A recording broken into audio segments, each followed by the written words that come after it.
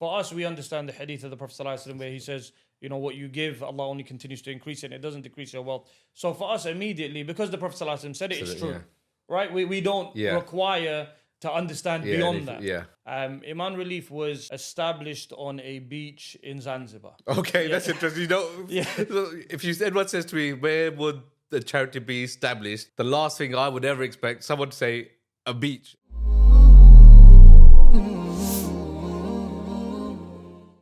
Assalamu alaikum, everybody. Welcome to another episode of the LB podcast.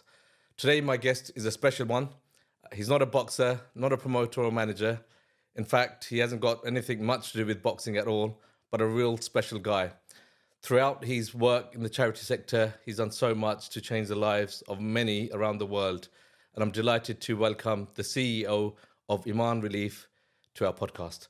So, Assalamu alaikum, Brother Shahzad. Wa alaikum salam wa rahmatullahi wa barakatuh. Jazakumullahu khairah for having me on. First and foremost, your introduction was way beyond what I deserved. Jazakumullahu khairah. You're too modest, Brother Shahzad. I don't know that now, but Jazakallah khair to you for coming on.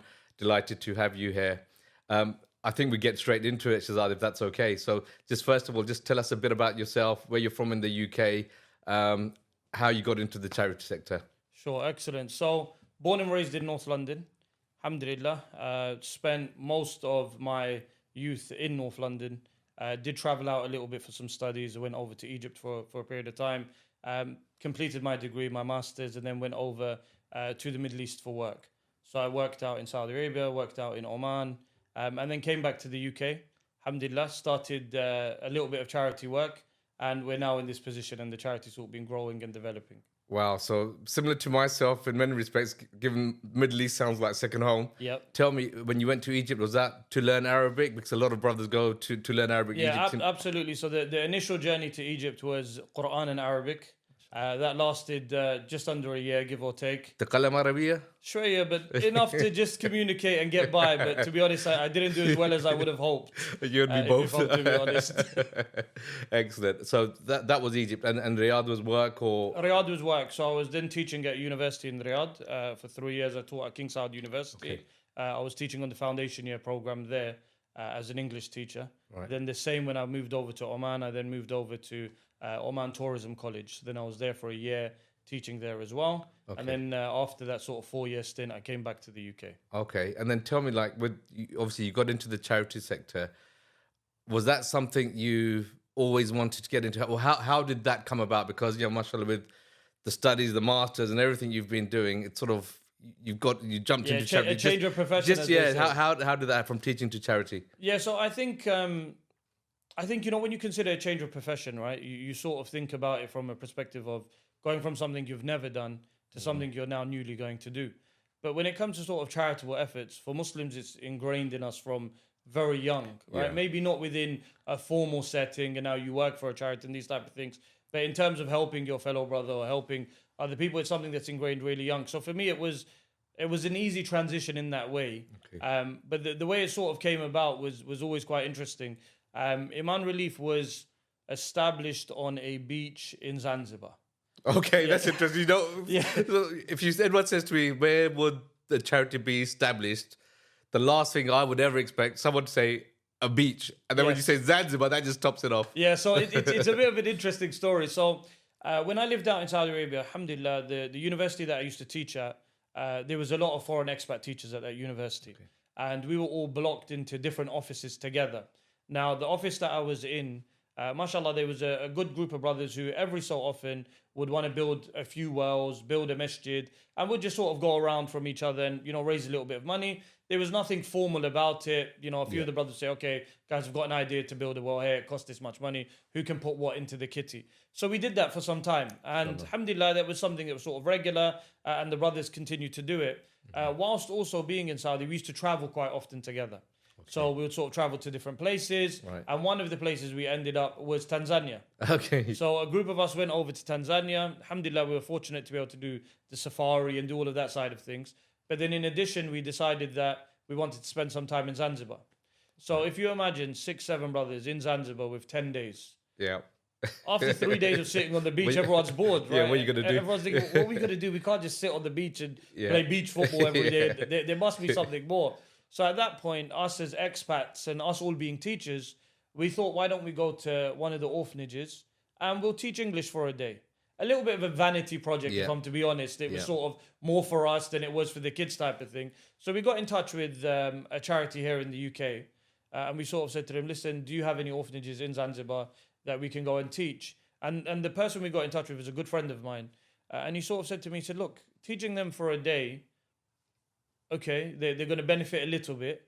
But really, you're going to sort of take that away as an experience and it's going to end there. Yeah. But you guys are all educators. Why not buy them their uniforms and stationery and all of these things for the next year ahead? Yeah. So we said, okay, fine. So we went down to the first orphanage, and that was an orphanage just of girls. Small orphanage, about 40 girls there. We went down, we sort of had a look at their needs, and we realized that, okay, not only do they need their stationery and their books and uniforms, but they also need food. They also have other needs that require, that have a requirement for them. So at that point, we said to ourselves, okay, why don't we sort of expand this a little bit more? And we won't just do the whole education side of things. And whatever we can raise for them, however we can help them, we'll sort of do that. So between the group, we sort of started contacting our friends and families back in the UK. So listen, who can give a couple of £100 here? Yeah. We've got this great opportunity. And then, alhamdulillah, we raised enough money between us to be able to support 2 orphanages. MashaAllah. And it was a really nice experience because for us, it was something completely new. Yeah. We went to the orphanages ourselves. We saw what they needed. We spoke to the people who were sort of running them. And then we hired a truck. So we hired one of these pickup trucks, went into the market, completely alien to what we've ever done before. Yeah. And how old were you there roughly? Sort of. So maybe in my early 30s. Okay. So 29, 30, Okay, around so- that mark. okay. So something completely alien. Yeah. We've bought all of these things. So we've bought them, things from toothpaste for the next 6 months Yeah. to cooking coal and Yeah. rice and sugar and all of this stuff. And then all of their school uniforms we've got done for them or whatever. mashallah. And everyone thought, wonderful. Amazing, it's a yeah. really nice thing to do. We gave ourselves a pat on the back as Yeah. you do. And then the holiday was over. We went back to, I came back to the UK at the time. A few of the brothers went back to Saudi and a few other places. Didn't really think anything of it. We were like, okay, fine, we've done it. That's the end of that. Well done. At that point, Ramadan was coming around. Right. So Ramadan came around, and then the brother who sort of organized it all for us at the time said, why don't you help the families, help the orphan children with food packs for Ramadan? So we said, okay, we'll give that a try. We've done something previously, but we'll see if we can do that.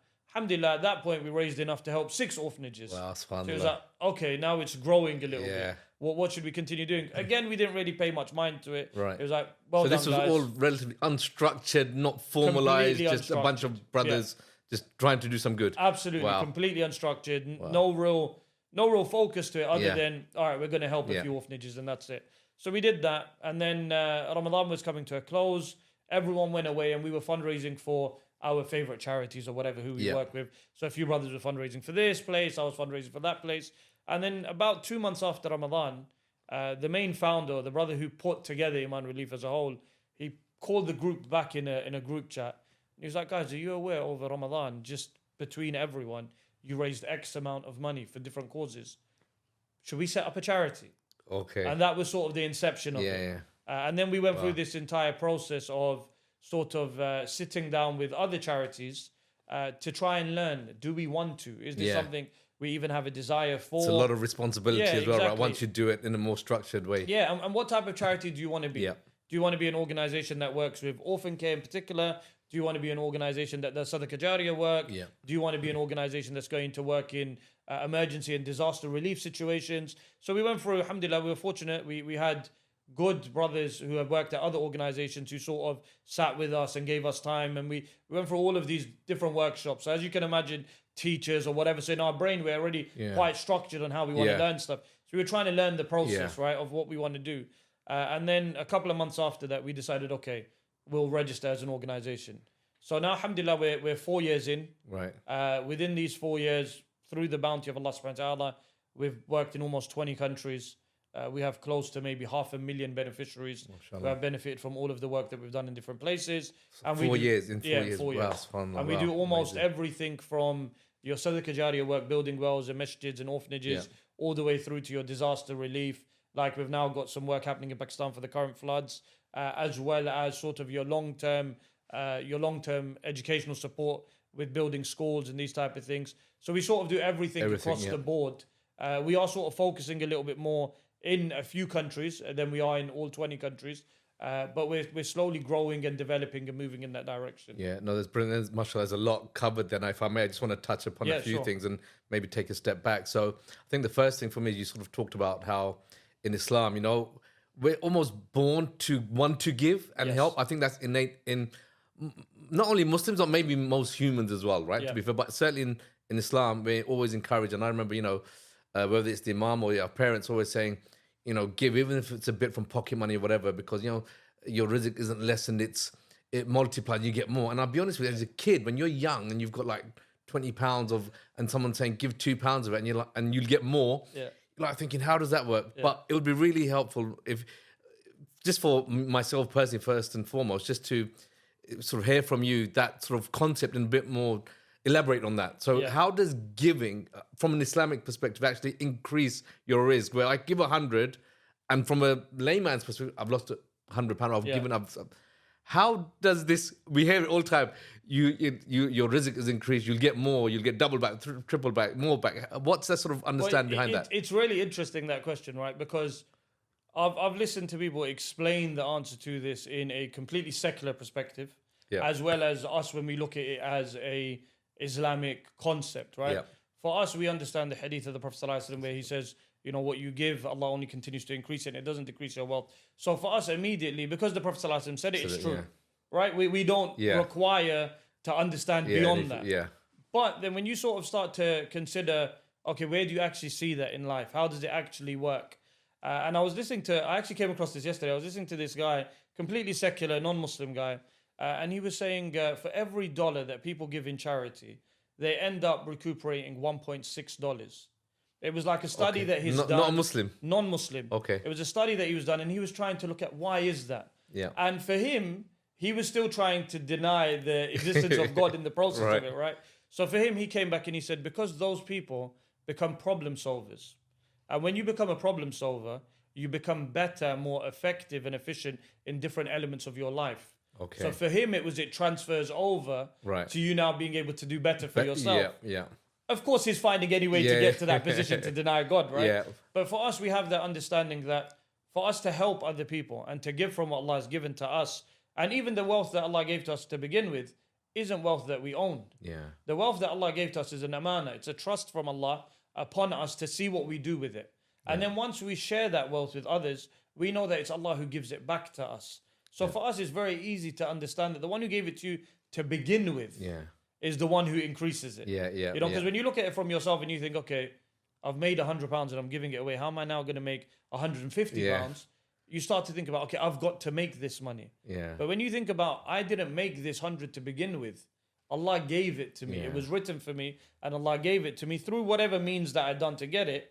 Allah is now going to write the next portion for you in that way. So it becomes a thing of that constant thing. In addition, when you sort of work in the charity space, you'll see donors who, maybe a couple of years ago gave us £500, £1,000 in Ramadan. Those same donors now come back to and give you 10 grand. Yes, Father. So you see it firsthand. You've seen their wealth increase. You've seen their capacity increase.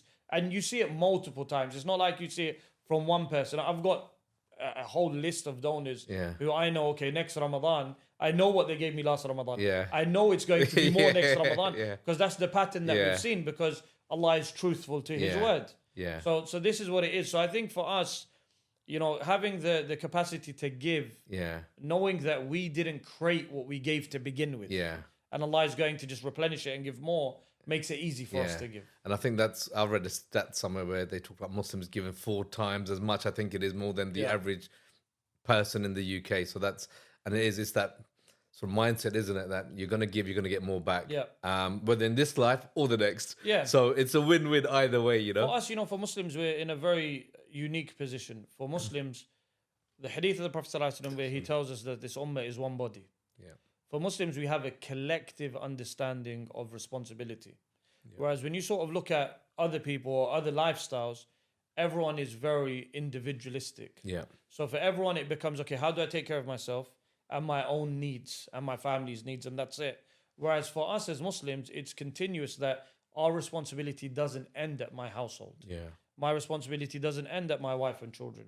My responsibility is beyond that and continues to extend. So for us, it becomes a very easy concept to give because we're nurtured in that way from the beginning. Yeah. That there are other people who have a right over you. They have a right over your wealth, over your time.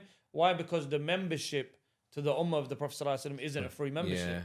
It comes with some sort of reciprocal work that needs to be done. And that's the giving of whatever Allah has given you. Yeah. And for some, it will be more. And for others, it will be less. Yeah. But whatever Allah has given you, that collective responsibility, when you play into it, you're then fulfilling your membership fee to the Ummah of the Prophet ﷺ. Because there's so much to go through, and really I want to deep dive into some of that. The other thing that I just wanted to ask you about was, you talked about the deployment going, when you first did this in Zanzibar with the orphanage, you went there and thought it's uniforms, then discovered actually they need toothpaste, food. I'll be honest with you, we all, inshallah, we all like to think we give our sadaqah, but I have never, other than in Pakistan or somewhere where you give a few rupees here and there, and never actually done a deployment. Yeah. And it's something I've always wanted to do. But just tell me, when you're there on the ground and you're seeing these orphans, that's heartbreaking in itself.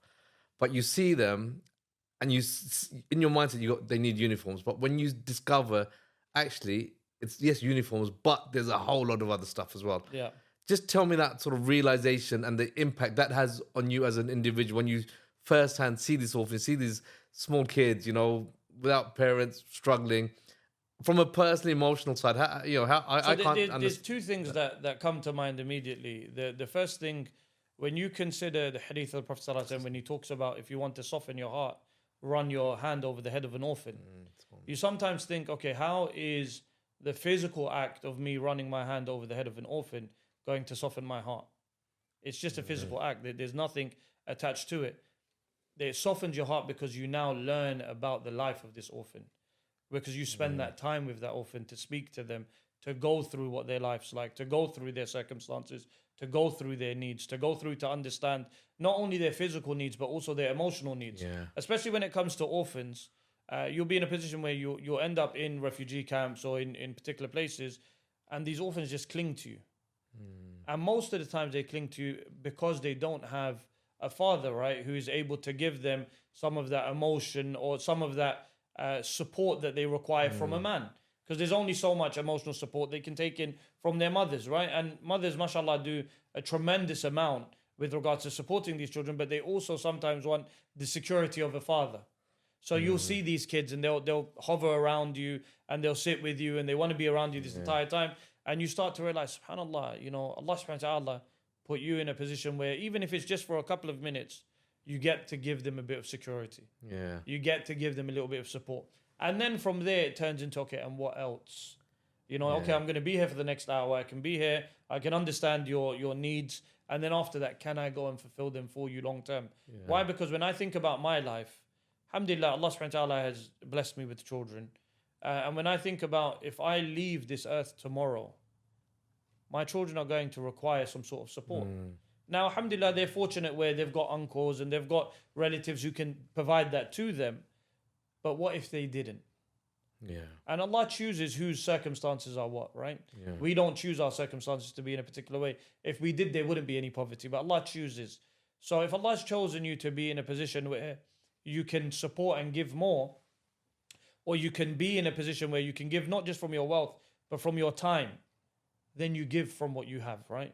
So that's the first thing that you have in terms of that understanding of, trying to understand what they need.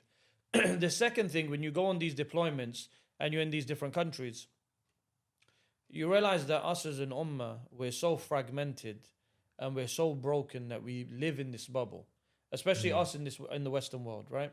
Us in the developed world think everyone lives like us. And if you consider just the most basic thing, now this could be someone who's very wealthy or someone who is living on benefits. Do you have taps in your house? Just taps. Do you have a toilet? Just the consideration of a toilet, right? If you go to a refugee camp, you've got 100 families using one toilet. And then when they've got to go and get water, if they have a water well close enough, they'll go and get water from there. Or they're going to have to go to the local stream and pick up dirty water. Sorry to cut you. You can't even. I'm trying to imagine it, but you can't. I can't. Yeah. I need to see it. And I think when you see it, that's when that. And we always say Alhamdulillah, all praise. Yeah. Thank God for everything we have. But I think when you see it there firsthand, that's when it all. It's a come deeper, to realization. it's a deeper realization, Yeah. right? It's a deeper realization that, subhanAllah, Allah gave me so much. Yeah. You know, and even... We're always complaining. We're always complaining, right? That's just the nature of mankind. Yeah. And that reminds me of two things. The first is, Allah subhanahu wa ta'ala, He tells us in the ayah in the Quran that you'll never be able to thank Allah for all of the blessings that He gave you.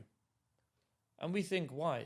You know, sometimes you think, you sit there and you think, no, I thank Allah for this and I thank Allah for that. But then you realize that there's some blessings that you have that you never thought about thanking Allah for. Like the example of a toilet. Yeah. Until you get to a position where you're in a refugee camp and you have to use that toilet. Yeah. Or you're traveling between villages in Africa and there is no toilet for you to use. And you've got to now find a way to make it work. Yeah. Then you realize, I need to thank Allah just for the toilet. Yeah. You know, and then you've got that deeper realization that, subhanAllah, I'm not able to thank Allah for these things because I didn't recognize them as blessings to begin with. Yeah. So you've got that to begin with. The second thing, when it comes to the realization of everything that Allah has given you, the Prophet ﷺ tells us, he tells us, always look at those beneath you and not those above you, for it will make you grateful for what you have. Unfortunately, Western society or the developed world tells us to compare ourselves with everyone. Yeah, we're always trying to reach. We're always trying to, that whole concept of keeping up with the Joneses. Yeah. You're constantly in that position of, I'm looking on social media. Yeah. What does X person have? Yeah. And X family went on this holiday. Yeah. Or they've just bought that car. Or they've just done this. And you're constantly chasing. Yeah. You're constantly thinking of, oh, my life's terrible. Yeah. You know, I don't have this and I don't have that. But then you look at those beneath you in terms of what Allah has given to them. And you think, subhanAllah, I have so much. Yeah. I have so much that I haven't yet thanked Allah for. Yeah. You know, and it's also like the Arabs saying, they say, if you got a group of people and you put them around the fire and everyone threw their problems into the fire, after seeing everyone else's problem, you just take your own and you leave with it. Say, mine's fine. You know, I can manage mine. Right? I don't want to take someone else's problem. Their burden's heavier than the burden that I have at the moment. So I think it's this constant, especially when it comes to charity work, it's this constant understanding that there are people in the world who have it less than you. Yeah. And there is something you can do about it. So it's not just to become demotivated and say, subhanAllah, the ummah unfortunately is going through tremendous difficulty and, you know, we're struggling everywhere. Okay, so if you're struggling everywhere, what can you do now? Yeah. What is the approach that you can have to benefit those people and to support them? Yeah, and just touching more about the work that you've done and the first-hand experience, because as I said, I can't relate to, and we'll talk about this and how we can hopefully, inshallah, get involved with that side of things. But as an individual, the helping is one thing, and you see, and you know, you're trying to do your best to help, support and provide and do the best you can for whether it's the orphans or anyone else that you're trying to help. Emotionally, does it take a toll on you? Do you find yourself getting emotionally attached or needing some support yourself because you've seen so much? And I can only imagine what that must be like, you know. So you come back feeling quite down, perhaps, and wanting a pickup as well. It's quite difficult initially when you first start in the sector. There's a big toll. There's a big emotional toll that you take in because you're emotionally invested into every single story you hear. Yeah. And you want to be able to help every single person that you come across. Why? Because innately you want to help your brothers and sisters. So it becomes very difficult at the beginning. At the beginning, it becomes this emotional thing of, you know, you're almost that desperation of, I can't help everyone. You know, and why can't I help everyone? And how can I help even more people? And I'll give you this instance, and it's always quite difficult.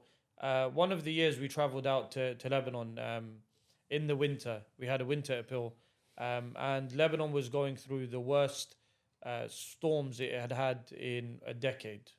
So at this point, the snow is, you know, past your knees when you're going into some camps. Traveling from place to place is tremendously difficult. At some points, roads are closed and we've got to travel at different times. But then you get into the camps and you see these children walking around with slippers. I've got 2 pairs of socks on. Yeah. I've got waterproof boots on. I've got thermals on. And these kids are walking around in slippers. Yeah. You know, not out of choice, but because that's what life has given to them. Yeah. And then you're in a position where at that point, that's extremely draining emotionally. Because now it's like, subhanAllah, Feeling you guilty start, almost yourself, yeah, right? you have that guilt of, Allah gave me so much. Yeah. But you start to see your children in these children. So now when I see some of these girls living, alhamdulillah, Allah gave me 2 beautiful daughters. When I see some of these girls in those camps, I see my daughters. Yeah. And I think to myself, subhanAllah, if my daughters had this yeah. as a life, So you that's get tough. very emotional Yeah. over it. On top of that, the conditions become so difficult. I remember the brothers that we took on the deployment at that point, in the morning, some of the brothers would throw up because of the anxiety of everything they're going to see. Yeah. Because you'd go into some camps, and because of how heavy it snowed the night before, and because of how cold the temperature was, people would tell you in their camp their babies died in that night because there was nothing to heat them up. There was no way to keep them warm. You almost get into a camp and don't ask how was your night. It's You're just almost too as if to scared say, to yeah, get the because answer. you almost, it's not that you don't want to know, but you're almost in that position of, subhanAllah, I can't hear anymore. I now need to come in and see, okay, this is the problem. This is how we can fix it. We need to give away Wellingtons. We need to give away jackets and hats and scarves and food packs and, heaters and heating fuel and these things. Okay, I have control over that. Yeah. So I need to focus on that. So it becomes emotionally draining very early on. After that, you start to see it as motivation. So once you get past that initial stage of the burden is very heavy, it then becomes, how do I do as much as I can to alleviate the difficulty from these people? Understanding I'm not going to be able to fix it. That from the beginning we understand that, any charity worker who goes out on deployments or works for any organizations understands he can't fix it. Yeah. But he knows that he also has a responsibility. So it's okay, can I fulfill my responsibility with ihsan to a point where I can almost sleep at night? Yeah. To say, okay, I tried as much as I You've can. done your best. And and again, one of the things you mentioned, Shahzad, was we're one ummah. And for me, that's one of the most beautiful thing about Islam is this concept of the brotherhood, the ummah. So, and you talk about membership and reciprocity where, you've got a responsibility to other Muslims. And just knowing that, what unites is our belief. It's what we have a choice to choose to believe in God and the Prophet and Islam, or we don't. No one's forces upon us. And it doesn't matter if you're black, white, yellow, any color, any country, any jurisdiction. If you as a Muslim, you just want to help, and it's a responsibility to help others. So just, you mentioned about the project and the country. I think you said 20 countries you're in, but just tell us about some of those countries in a bit more detail, specific projects perhaps, where we can demonstrate the brotherhood, and how you don't differentiate. Because look, I'll be honest, when we see charities, you see, a British Pakistani guy, in front of me, and they're thinking, right, all this guy's going to be doing is Pakistan, and it's about the Pakistanis. And for me, I'm proud of my heritage, but it's about the Ummah. So just talk to me about how Emaan Relief and your work is more about the brotherhood rather than a specific community. Yeah, absolutely. So I think, again, when we talk about collective union and collective responsibility, you're absolutely right. We don't see color. We don't see color. We don't see race. Why? Because we're taught from the Prophet ﷺ that neither a white is superior to a black, nor is a black superior to a white, other than in piety, right? Yeah. So we have this understanding ingrained in us from very, very young that your brother is your brother. Yeah. Whether he's a Chinese Muslim, an African Muslim, an Asian Muslim, or from the white background, your brother is your brother. So in terms of all of the different locations, then we work across Africa, we work across Asia, the Middle East as well. We've sort of some of our flagship projects that we've worked on. We had a flagship project in Bangladesh where, alhamdulillah, we established something called the Emaan Relief Foundation. So in the Emaan Relief Foundation, we have a school, a masjid, and an orphanage all on one compound. So we established that a couple of years ago. Alhamdulillah, that's been running for the last couple of years, and we have Hafaz coming out of that every year. So that's one of the projects that we've done in Asia. We also established a village in Pakistan for the flood victims. So in 2022, Pakistan had some of the worst floods it's seen. Alhamdulillah, again, we established a village of 130 homes plus a school, a masjid, and all of this type of stuff. We've done the same in Syria.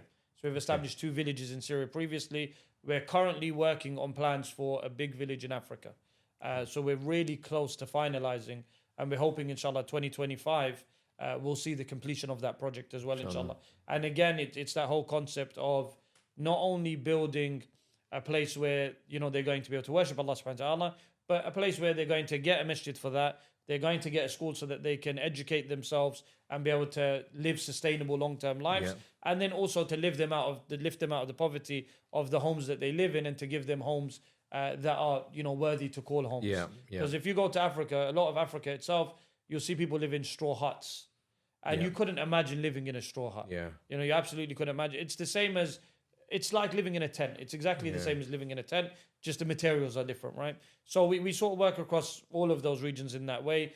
We build, alhamdulillah, a lot of masajid in Africa. We've built a lot of masajid in Africa. There's a lot of dawah work that we're working on in Africa as well at the moment.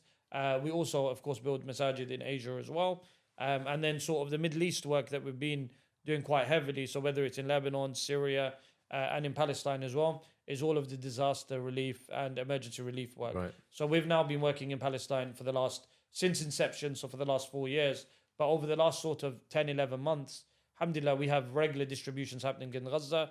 Up to this stage now, just in Gaza, we're close to spending, maybe 750K that we've spent on the ground already in Gaza by itself over the last 10 months, 11 months. So we sort of work across the board, wherever we see there's an opportunity.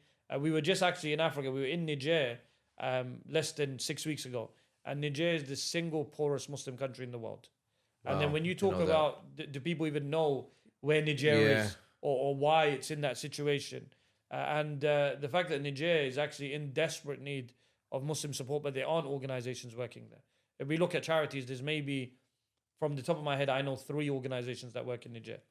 But then why? Why isn't there more work being done there when we understand is the single poorest country in the world, single poorest Muslim country in the world, and then across all countries, I think it's the 6th poorest country in the world across everyone. Wow. So we have a responsibility to them also, as well as to the emergency relief work that we do in places like Gaza, in Syria, in Afghanistan. Millions around the globe face unimaginable crisis. Emaan Relief is working tirelessly in 24 countries to alleviate poverty through relief, education, and empowerment. We have provided global humanitarian aid, including water projects, emergency relief, housing for flood victims, and medical initiatives. Donate now at emanrelief.org and be sure that 100% of your donations will reach those who need it the most. And I want to touch on all of these, if I may. So with Nigeria, I think one of your reels where, when you give your money, is one thing is sort of providing the food, providing the uniforms. That's done and dusted. But what I really liked about this reel that I saw was, I think you brought goats. Yeah. And the idea behind that was, well, these goats will breed. It's going to be milk, continuous business, and meat as well that you can sell. Yeah. So tell me, you've got to be quite, I would have thought, innovative or think from a 360 perspective in terms of how you're using those funds. Because one thing is just providing, but the other thing is that sustainability, which sort of frees people going forward so they're not relying on charity all the time. Yeah, you get to that position where you start to look at all of the emergency relief efforts, whether you're providing food, whether you're providing, clothing and all of these type of things. All of them are like a Band-Aid, right? You give them for this month. You've given a family a food pack for this month. Next month, they're going to require a food pack. So you're constantly in that position of you're replenishing. You're not actually changing that cycle. But then when it comes to the livelihood and empowerment projects that we do, and we do them across different places. So in Niger, we had the goat breeding project where we give each family 5 goats, a male and a female adult, and then 3 children. With that, of course, they're able to breed. They're able to go through the process of growing the herd. Whilst growing the herd, all of the milk that they're able to get, they can create the dairy products and sell those and that type of stuff. That puts you in a position where that family doesn't necessarily require a food pack next month. And even if they do, within 6 months, they're in a position where they don't require it anymore. So it's almost that goal of, okay, we're doing that for the next 6 months. Sorry, just if I may, Shahzad, on that, because, what I've seen as well, when you give to people, they need it, so they will take it. But there's a sense of pride and hurt. They feel where they reluctantly take it, even though they're desperately in need of it. So when these sorts of projects, for me, sort of just show that these people who don't want to take, you give it once, and then that's like, thank you so much, really grateful, and then they feel like, okay, we're doing it ourselves. Because what you realize is with most of the ummah, until we build a dependency, we're not dependent people. Yeah. We're not people who are waiting for other people to do for us. We're people who are willing to get up and go out and earn our risk. Yeah. But because, unfortunately, a lot of organizations, and because of circumstances as well, we've started to build dependencies. When people live in refugee camps and they're in countries where they can't work, they're in a position where they have to wait for a handout or food pack to come. Yeah. Whereas when they're natives of their own homeland, you can give them the empowerment projects. Yeah. So you're in a position where, okay, in Nigeria, we've done the goat breeding. We also done sewing machines for sisters. We're currently actually opening up 5 vocational training centers in Pakistan. So these 5 vocational training centers, each center will train 200 sisters, where they'll go through 3 months of training on seamstress training. And then after those 3 months are done, they'll be given the machines as well, the sewing machines to take away with them so they can start their own businesses. So the whole goal is within 6 months, we're going to empower 1,000 women. So now these 1,000 women are going to go through that process where, alhamdulillah, it might not work for everyone, right, to run it as a business, but they're going to have that skill set. They're going to have that opportunity. They're going to be able to provide something to the outer world to be able to benefit from. So we've done that. In addition, in Bangladesh, we did a rickshaw giveaway where we gave away a certain number of rickshaws so people could start driving rickshaws and these type of things. And all of these empowerment projects, they change from location to location. So each country is slightly different. But the goal is, especially when it's natives, when it's refugees, it's a bit more difficult, right? When it's refugees, it's a bit more difficult because those countries will have guidelines on whether these people can work or not. Let's consider Lebanon. When you consider Lebanon and you have Syrian refugees in Lebanon, the Lebanese government will say, okay, they can do this job, this job, this job, but then they can't do anything else. And some of them just say they can't work at all. So for them, it's difficult to give them the empowerment projects. But then in Asia, in Africa, in these places where their poverty is due to their circumstances, you can empower them through livelihood projects and these type of things. And Shahzad, you mentioned Palestine, and it's heartbreaking, obviously horrific, the images you see on social media, and everywhere in the world, but Palestine in particular, because it has a close place in our hearts with Masjid al-Aqsa. With that, do you get the sense that Muslim life, Palestinian blood, even the refugees and in Africa, it's almost like we've been dehumanized in many respects, and Muslim blood isn't the same as non-Muslim blood or Western blood. Yeah. Because that's the perception I see when we can compare the situation in Ukraine, where there's been a lot of support, and too right, maybe, absolutely, but it's a different position or stance taken when we're talking about Gaza and Palestine. I think the reality is this: history speaks for itself, and the circumstances that we're seeing unfold in front of us are very clear for anyone who wants to see them. There are people who are going to look away, and they're going to behave as if to say that isn't the reality of what's happening. But if we consider Gaza itself at this stage now, official reports tell you 40,000 people have been killed. But this doesn't include the people under the rubble and the people who are missing. Unofficially, there are reports of anywhere between 100,000 and 200,000 people who have been killed. And when we say killed, we don't use the term lightly. When we say that there is a collective punishment that is taking place and there's a genocide. And there is a genocide, let's be Of course, there's 2.5 million people who have been displaced from their homes. 2.5 million people have been told multiple times to move from one location to another location. And when they've moved to these locations, those locations themselves haven't been safe for them. And then they've been told to move again. If we look at the infrastructure of Gaza now, over 70% of the infrastructure has been completely destroyed. So if you're destroying 70% of the infrastructure, you're moving 2.5 million people, and you're collectively punishing them all by stopping food coming into the Gaza Strip, by stopping resources, by stopping people being able to go and provide medical services. The hospitals have all completely been bombed to a position now where there's almost no operating hospitals or operating to its full function. Now, all of that by itself, it's very difficult to not call that a genocide. And it's very difficult to look at that and say that isn't something that is being done as a land grab. Because when we're considering the desire of the occupying forces, it's to take more and more of Gaza. Yeah, it's clear. And it's very, very clear for everyone to see. We're now 11 months in to this stage of it. But we're talking about 70 plus years of this constant occupation and of them taking land away from Muslims. So the reality at the end of it becomes this. Every nation is going to have their own spin and their own narrative to what is taking place when they look at it from a nationalistic perspective. When we look at it from a human perspective, so we remove even the lens of looking at it from a Muslim perspective.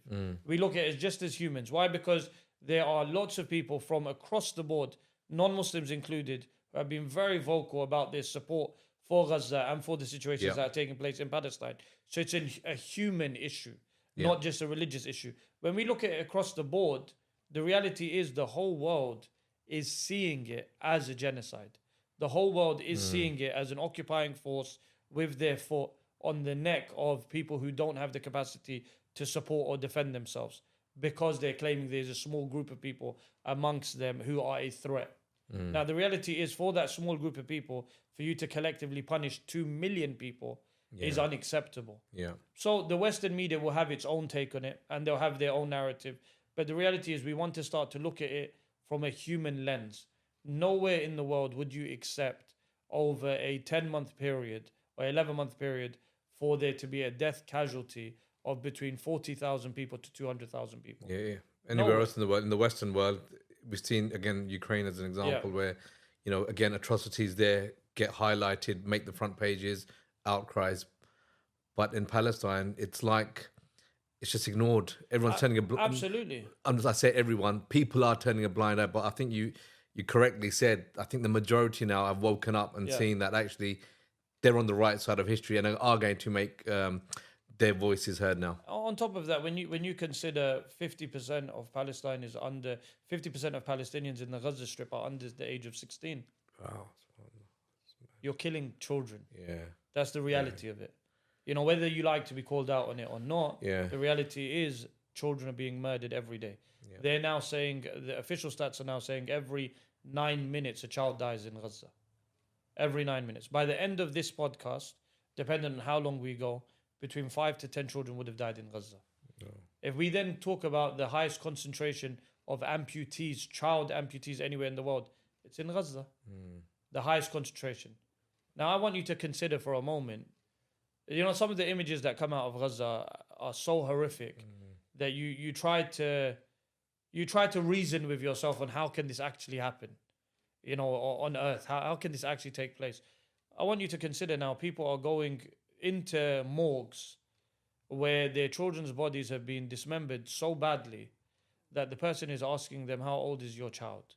And they're then saying, okay, my child's X year old.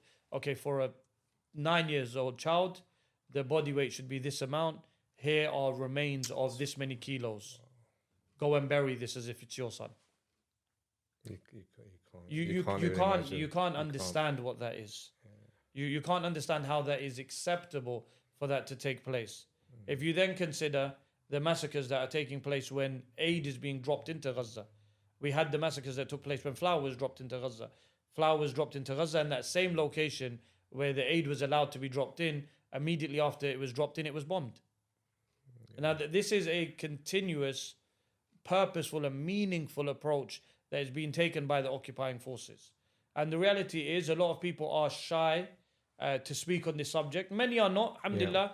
There's been people who have been very vocal around it, but we still do have people within our communities who are shy to speak on it, who maybe feel as if to say, okay, if I say the wrong thing, I'm going to be taken in the wrong way.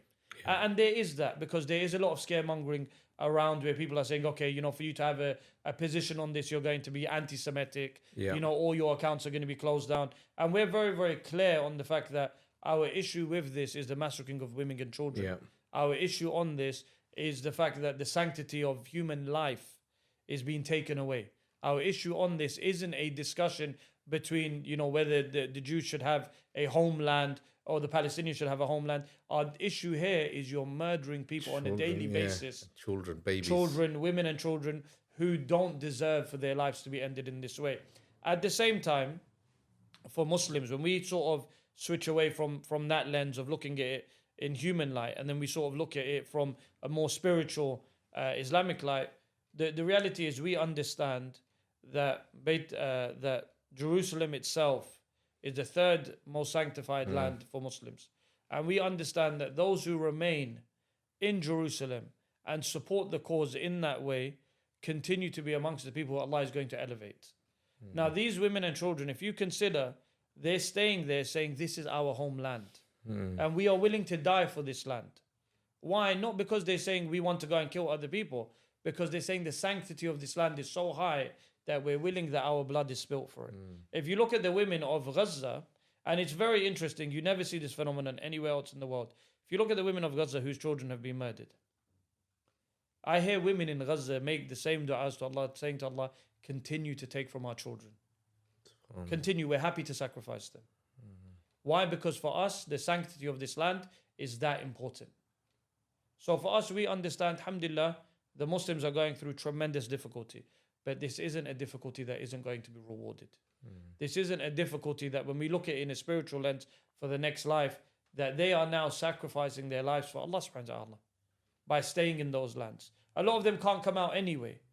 But they're in this position where they're staying there and they're sacrificing themselves in that way. So for us, we have to be, with all of the difficulty, we have to also be positive. That Allah's decree is His decree and Allah has a purpose behind His decree. So for us, it becomes a discussion on how can we continue to support them? How can we continue to feed those women and children? How can we continue to provide medical aid to them? How can we continue to go through that process of giving them hygiene kits and these things while they live in these makeshift tents and giving them food packs and all of these different elements? Why? Because they deserve the right to at least feed themselves. They deserve the right to at least be in a position where their children shouldn't die from starvation because they're already being bombed to begin with. Now, we don't want them to starve as well. So for us, we have to continue the process in supporting our brothers and sisters and continue to raise our voices where we can. And to continue to bring awareness to the subject itself so that the world will see it for what it is. And there isn't any convincing that is needed. It's you know, if you just look at all of the rallies that have happened in London up and down, you've got 1 million people marching on the streets of London asking for this to come to an end. Now you don't get that through convincing. You get that because it's abundantly clear that what is happening is a genocide and ethnic cleansing of an entire group of people.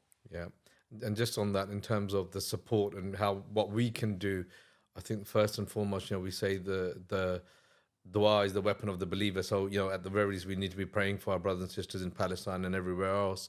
But in terms of this ongoing support, I mean, it just seems like it's gonna go on forever. And even me personally, I'll be honest, it's sometimes you feel so down and demotivated in the sense of what can I do? I can't make a difference.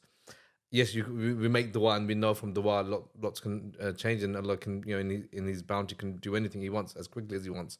But that sort of support, when we're contributing, we're making donations. One of the things you touched on, Shahzad, was you're on the ground, you're deploying funds there. So I've heard it again. This was maybe a few months back, but a lot of the charities or people you speak saying, well, we're giving money to Palestine and Gaza, but it's not reaching the people. It's sitting in accounts. You can't get not because the charities are holding on to the money for their own reasons, but just because it's not logistically possible to get that aid in for all sorts of reasons, get that money deployed in the right way. So just elaborate, please, on that sort of how the funds do get deployed. Yeah, absolutely. So what you'll have is you've got a number of different organizations who are going to be deploying funds in different ways. So initially, some of the larger organizations who, mashallah, have raised 2-3 million, right? Some more, 10 million, just for this. For them, they can't directly spend that amount of money in Gaza because there isn't that many resources for them to be able to spend it. So what do? They go to the neighboring countries, they load up containers, and they send those containers in. And of course, there has been issues with the containers, but there are many organizations whose containers have reached. So it's not that it hasn't. And again, that is something that's out of their control. Whereas us as a smaller organization where, we haven't raised £1 million for this. Alhamdulillah, we've spent close to about 750K on the ground. For us, we're able to buy resources that are already in Gaza. So the whole process for us is initially we have 6 different teams, 6 different partners working in Gaza. And those partners are able to have access to different resources at different times. So what we do is we go through this process. As funds come in, we speak to those partners to say, okay, what do you have available to deliver? And then a partner will come and say, okay, we can deliver food packs for the next 1 month. This is the amount that we've got. This is what we've been able to resource. Do you want us to, hold it all for yourself, and we'll deliver it in that way? And we put in an order and we do that. Other partners will come and say, okay, we've been able to get access to hygiene kits. So do you want us to deliver those? Right. Likewise, some will say, okay, we're doing hot meals. Should we continue doing those for you? So you go through this process of most of the charities have had to go and branch out to multiple partners. And you've got charities who are working collectively. People may not see it. Yeah. Some of these larger charities are giving funds to smaller charities like us to say, okay, your teams are distributing, distribute for us. And that's Continue beautiful to distribute. hear, actually, because it's everyone just coming together for the common good. Absolutely, because you're in that position where you realize the funds that you have, you want to spend them as quickly as possible. Yeah. But you also realize that you live in the real world. Yeah. Now, living in the real world means if you've got 10 million raised, you can't buy 10 million pounds worth of resources in Gaza to distribute. It's impossible. Yeah. So, okay, you've got to fill up those containers. Yeah. You've got to look at other options. And this is just how it is, unfortunately. Yeah. But then when you've got smaller amounts, you've got 100 grand coming in, 50 grand coming in. Okay, you can buy resources for 50 grand for 100 That's grand on the ground, immediate, and you can do it immediately. I've had distributions the entirety of this week so far that are happening in Gaza. I had media of distributions just as I was driving down here. So it is that it's happening. Yeah. But every organization is doing it to the scale that they can. Yeah. And of course, there are going to be people who are going to say, okay, organizations are sitting down and holding money in accounts and these type of things. And sometimes that will be true. Yeah. But that's also sometimes a lack of understanding from the donors' ends on how things are actually done. So for us, alhamdulillah, we're distributing. We've got regular media that's being given out on our social media feeds. If people want to sort of get into more details on how we're distributing the different items and these things, then we're happy to have those conversations and to go through those things and for people to see that as well. But I think there has to, at a time like this, we have to be realistic on what organizations are able to do. Yeah. And it's not that organizations are holding funds because they want them. Yeah, absolutely. No, that's really helpful. And I think this leads on nicely onto sort of the collaboration between Legal Blows and Emaan Relief, because when we were discussing previously, I make no qualms about saying quite clearly the objective of Legal Blows was to give and not take, and help the boxing community, Muslim boxers, non-Muslim boxers as well, but bring a community together and give back. And I think this sort of, when we got discussed, this alignment of giving back is what, where the synergy is now. And we want to do more and use, you talked about people not wanting to talk about these issues of Palestine, right, wrong, what we can do, and being slightly afraid. And for Legal Blows, as we've discussed, for us, it's using the platform that we've got to give a voice as well to beyond now the boxing world and do some good around the globe and help all sorts of people, and use, or the LB athletes that we work with, to also use their platform to speak out about these issues or contribute in this wider good. So maybe it would be good, Shahzad, obviously we've had this discussion, but just to share some of these, the sort of visions that we've got, the alignment that you saw with Legal Blows and what we're trying to do, which was a smaller community-based project, which is all pro bono, and how we can now, work together and sort of help in the efforts, with some of the fundraising or with what Emaan Relief are looking to do. Yeah, absolutely. So I think, Legal Blows and Emaan Relief being able to be collaborative in that process works extremely well, again, because of vision and ethos. Both organizations are in a position where we've been established to want to benefit others, but not to want to benefit oneself, right? So I think it was really refreshing to have a conversation with an organization like Legal Blows, who are in this position of, okay, we want to benefit the Muslim boxing community that exists and is there, but also the wider Muslim community. And we don't want to be in a position where only we're benefiting one group of people.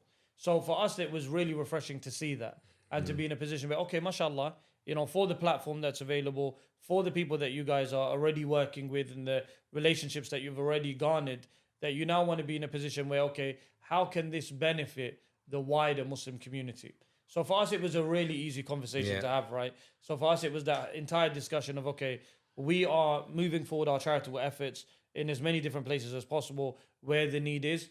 But we also understand by having strong community groups with us along the process, we're going to be able to help more people. And this was the entire concept between Legal Blows and Emaan Relief, that collectively, how do we support more of our brothers and sisters? Yeah, and it is refreshing, again, because when we spoke, it was full transparency. And I think, again, just complete alignment. And we talked about the voice and reaching out and changing public perception, perhaps. And the way I see it with Legal Blows was all about, yes, bringing the community together, creating the next role models as well for the Muslims in particular, giving our kids, grandchildren now, to have someone to look up to and say, well, if that's a boxer, athlete, sportsman, whatever, they're on their deen, they're good character, nice akhlaq. Those are the people that we work with and want to work with and foster. And I think when we see the fighters and the athletes that we're working with, they do want to use their platform to speak out and about some of the atrocities that they're seeing and also do wider good. So one of the things, again, we touched upon, I've never been on deployment, never done it. Unfortunately, that's nothing that I'm proud of. But we would love to get the LB team involved in that deployment, not for clickbait, not, and there is this sort of perception that sometimes, not people like me, but fighters, celebrities, they will do things just for a picture, just to put it on the socials. But now we know these people, we know these fighters, we know these athletes, and sincerity, is there to be seen, but it's in the heart, and Allah knows best. But they want to do it for the good and use their platform to do, more good for a wider community. So yeah, I think it's a great opportunity for both organizations. I think for us, we've been in this position where, alhamdulillah, we offer almost 6 deployments a year. We're actually looking at ramping that up, inshallah, for next year and offering even more opportunities for people to be able to travel. And it's not just, now that we've got a partnership for Legal Blows, but across the board, people can volunteer with us, at any point. We sort of give them some fundraising targets, and then at that point they're able to come and travel. And the reason that we've gone down this route of having these deployments is because we've realized that the conversation that we had at the beginning in terms of people becoming more grateful for their lives and people being in a position where they have a deeper affinity to their brothers and sisters, how a deployment does that, I've never seen anything else do it. Because when you actually go and live in someone's shoes for a couple of days, or you spend that time with them, you come back with that greater affinity for the ummah. So this is how all of our deployments work, right? Yeah. This is how we do it, and this is why we do it. But in addition, now being in that position with Legal Blows, where, alhamdulillah, we're going to be able to take some of these athletes and some of these boxers and these people who, mashallah, have a following. Yep. People have been seeing them around, they've got a following, and they're going to be able to utilize that for the continuous support of the ummah. For us, that's a win-win situation, right? And we want to be in that position where we've got people who, mashallah, are well-known and can go out on these deployments and can raise further awareness. Why? Because for us, we get to a position where we understand our reach is limited. Yeah. Now, when you go into other organizations or other community groups, they have a further reach, right? And you want to continue advancing that reach. Why? Because the wider your reach, the more of the ummah you're going to be able to help. So you get into that position.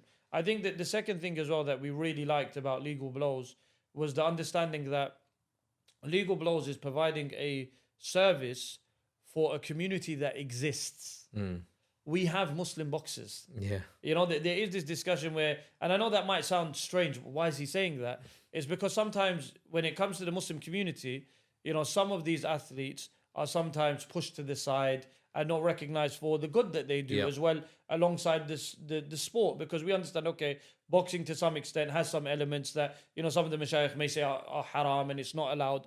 But then at the same time, we understand that Muslims are in these places. Yeah. And we understand if we're able to provide them an alternative to utilize their platforms to talk about that which is good, to talk about that which is wholesome, to talk about that which aligns with our ethics as Muslims and our ethos as Muslim organizations, then it would be silly for us not to utilize those spaces. Yeah. So I think by Legal Blows having those relationships with them and giving those boxers those spaces to come in and to benefit the people from the craft that they already have is only going to further benefit the ummah.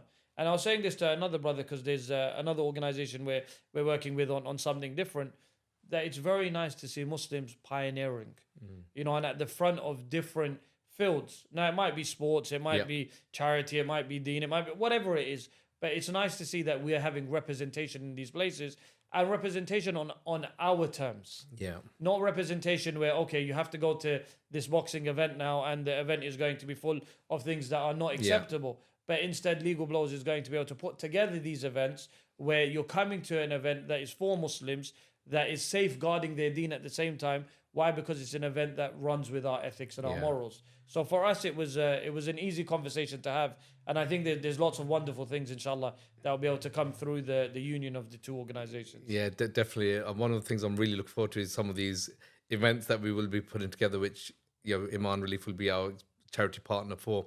Again, we've mentioned this when we previously spoke, but we held our inaugural first ever LB Muslim Boxing Awards last April, I think it was. And inshallah, we're going to be doing that again, back due to popular demand. I mean, it was a really good event, and we'll do that inshallah in Ramadan. So really looking forward to do that. And just touching upon that, I mean, we've got to be aligned, and and we are a family. I call it the LB family because we have built up this community, and we're all about bringing together. And it's a lot of that sort of this family's developed and come about because of trust. And this is when I'm talking about deployment. Now we've got, inshallah, we will have, and it's maybe on our Insta page, but a LB fundraising page link where, with Emaan Relief, we're going to be doing our own efforts as Legal Blows to raise funds for all of these wonderful causes and projects that you're working on. Being able, and this is what I've committed to, is, I want to make sure whatever funds we raise, inshallah, help do the best we can, but see it firsthand, because it is about trust, isn't it? So people trust Legal Blows and Emaan Relief to make sure any funds that are donated get to the right people or where they should be. Yeah. And we want to bring everyone, that LB family, along with us in that journey as well, like not only in the fundraising efforts, but physically as well. So no, absolutely. I think transparency across the board is extremely important. I think obviously here where we have a union of two organizations, it's extremely important at the end of the year, or the end of the partnership or whatever that we get to, that at that stage we're in a position where everyone who has donated towards any funds that LB has been raising, they understand how these funds are being deployed. They understand where these funds were deployed, how they were deployed, what the benefits were, how many beneficiaries, and all of these different things. Why? Because for us, the charity sector works on transparency. Yeah. And for us, we have to be in a position where we're transparent. So not only are we saying, okay, we're going to do that with LB, we're willing to do that across the board with everyone, right? It's not something that is only here that we're going to do it. But here, inshallah, we want to be in a position where not only do we do that, but we go a step further. That, you're on the journey with us. Yeah. Not only that, okay, at the end of the year, you receive the annual report like all the rest of our donors do, but the LB family is on that journey with us, seeing how these funds are being deployed, and maybe even joining in on these projects when we're traveling and going to these places. Because we've got the deployments that we do, but alongside the deployments, we've got our field visits when we go and we overlook projects and all of these type of things. And that will be open, inshallah, for, the LB team to join and to be able to come and to be able to see that as well. Why? Because at the end of it, you're absolutely right. The LB family, they understand you and they know you and the brand that you guys have built. So there's trust there. Yeah. Emaan Relief coming in is a secondary entity that they're trusting because of the trust that you already have. So for us, we want to, garner that trust and build it where it's across both entities. 100%. And that can only happen through transparency. Yeah, and it's the same. And I guess, any of your donors or people you're working with who are coming to our events or initiatives that we're doing together, they will trust you and say, okay, we'll work or come along to an LB event. So it's got to be both sides. And inshallah, I've mentioned the LB Muslim Boxing Awards. We've got a few other events lined up or we're working on. I won't say too much now, but some really exciting ones where, inshallah, we can bring the boxing community together, because again, as you know, that's our sort of thing and our passion project. But along the way, fundraise and do some really good stuff to help, as I said, the projects that Emaan Relief are working on. So just stay tuned, because we're going to have a whole lot of initiatives being announced soon, and the whole purpose will be to fundraise and to raise money for good causes and support our brothers and sisters wherever they may be. So we're looking forward to embarking on this journey together. Absolutely, it's an exciting time, as they say. Yeah. For us at the end of it, we're in a position where, alhamdulillah, Allah has given us different skill sets. Allah has given us different skill sets, different communities, different people that we're aligned with. Yeah. And when two organizations come together, you're in that position of, inshallah, when this starts to move in that direction, we're going to see the wider community will see the benefit that this type of partnership has. Yeah. And I think it's important for Muslim organizations to collaborate more. Yeah. Alhamdulillah, there are lots of Muslim organizations doing it, but there are also lots of Muslim organizations who have sort of kept themselves to themselves and are not doing it. So inshallah, the goal is, to collaborate more across the board. Why? Because, the whole concept of, again, the one ummah and the one body, when we collectively work, we'll see how much better our capacity is to be able to support our brothers and sisters. And that can only happen through collaboration. So inshallah, exciting times. Looking forward to, inshallah, everything that we can put together, and the way that we can merge these two families, the Emaan Relief family and the Legal Blows family, to see, inshallah, where this relationship can take us. Yeah, absolutely. Looking forward to it myself as well, inshallah. Brother Shahzad, Jazakallah khair so much for coming on our podcast. Really good to have you here and hear about all of the wonderful work you're doing. Allah bless and put more barakah in your efforts. And inshallah, we're going to be seeing you hopefully again soon. Ameen. Barakallahu feekum. Jazakumullahu khaira. Thank you for hosting, and thank you for the opportunity. And we ask Allah to allow this to continue to develop and bless you guys with everything that you guys are doing, and put more barakah. Ameen, ameen. Jazakumullahu khair. So, Jazakallah everybody for watching as well. Hope you enjoyed this episode, a special episode, and stay tuned for the next LB podcast.